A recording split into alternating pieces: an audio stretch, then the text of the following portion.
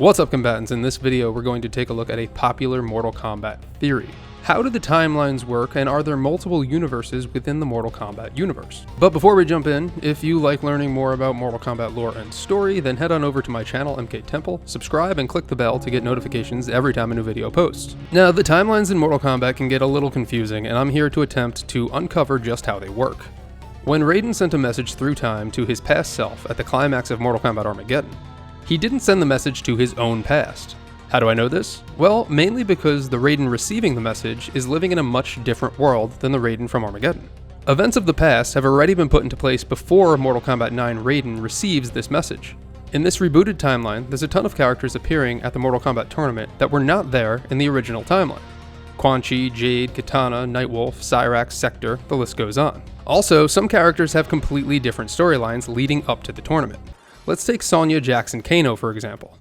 In the original timeline, Jax never made it to Shang Tsung's island, and Sonya chased Kano there.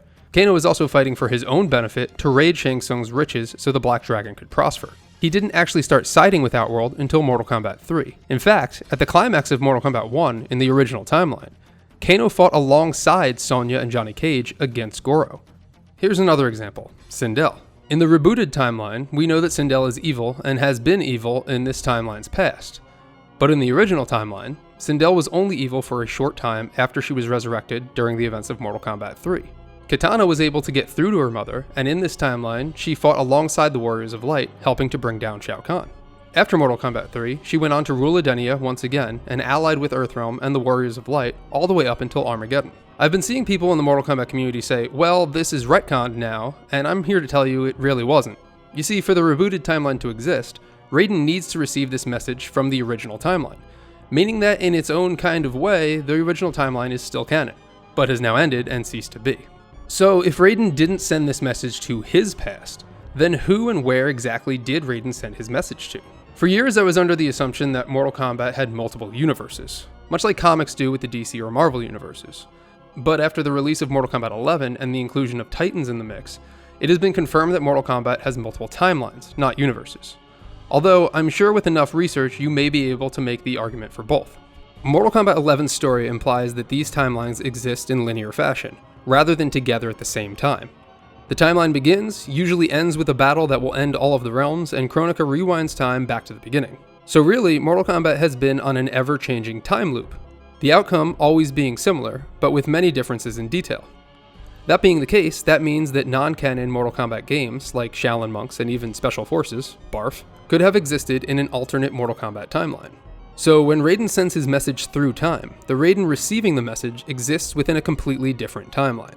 The message made Raiden aware of alternate timelines, and his actions in Mortal Kombat 9 caught the attention of Kronecker, as the timeline she was currently manipulating went against her will. We also know that characters from the past brought into the future are from the same timeline, and not from a different universe or timeline. We know this because of the effect past characters have on their future selves, like when past Kano is shot in the head, killing present Kano, or when past Johnny Cage gets scarred by a bullet, and that scar appears on present Johnny's face. They shot our face, Johnny! They shot our face! So now we know what's going on in the scope of the MK timelines, but we need to ask why. Why is Kronecker constantly rewinding time? The answer is because of the One Being.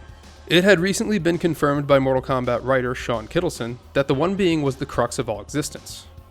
From the being existed one realm, and from that realm came the Titans, and then the Elder Gods and Gods. The Titans and Elder Gods maintained the one realm until they revolted and battled against the One Being, defeating it and breaking the being into the 6 main realms we know of in the MK universe. If all these realms were conquered and merged again, the One Being would return, and existence as we know it would forever change. So Kronecker is rewinding time in order to prevent the One Being from returning and enslaving the Titans and Elder Gods again. And when Kronecker rewinds time, I mean she really rewinds time, all the way back to before the destruction of the One Being and the creation of the realms. How do I know this? The Kamidogu. The Kamidogu were weapons that the Elder Gods used to destroy the One Being. In the original timeline, they were mystic relics that held immense power. In the new timeline, they are daggers, literal weapons, which can be used to grant its wielders the same immense power. So basically, in order for these changes to be made to the Kamidogu, Kronecker must have rewinded time all the way back to before the Kamidogu were crafted. With Kronecker's defeat at the end of Mortal Kombat 11 and Aftermath, what does that mean for the future Mortal Kombat installments? Could we see the return of the One Being? I made a few theories in my video which MK Aftermath ending is canon, so check that out if you're interested. But for the real future of Mortal Kombat, I guess only time will tell. I'll see myself out. Now before I end, I just want to mention the possibility of multiple universes. The argument could be made that due to guest characters' appearances, they all come from different universes. I never thought the chase would take me to a different universe, let alone end in a fight with Kano's protector, Kronecker. However, it's my belief that these characters, as well as other universes, are simply not canon in Mortal Kombat, mainly because they don't fit into the greater narrative when looking at the one being Titans and Elder Gods. But hey, it is still a possibility that Mortal Kombat may exist within multiple universes. Hey, thanks for watching. I'd love to hear some of your theories as well, so sound off in the comments below. If you enjoyed this video, I'd appreciate if you give me a big ol' thumbs up, and if you haven't already, head over to my channel MK Temple and subscribe if you'd like to see more videos surrounding Mortal Kombat lore. Until next time.